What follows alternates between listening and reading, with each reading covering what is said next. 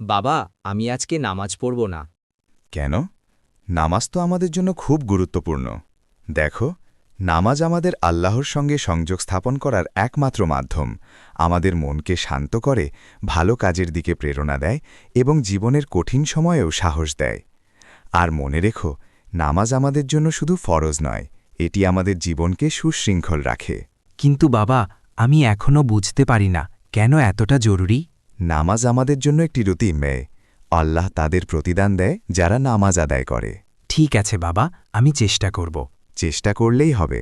দেখেছ, যখন পরিবার একসাথে ইসলামের পথে আসে তখন আমাদের ঘরে শান্তি ও আনন্দ বজায় থাকে। প্রতিটি পিতামাতা চায় তাদের সন্তান আল্লাহর পথে চলুক। ধৈর্য, ভালো উদাহরণ আর ভালোবাসার মাধ্যমে আমরা সন্তানকে ইসলামের পথে আনতে পারি। সন্তানকে জোর করে নয়, ভালোবাসা দিয়ে ইসলামের পথে আনতে হয়।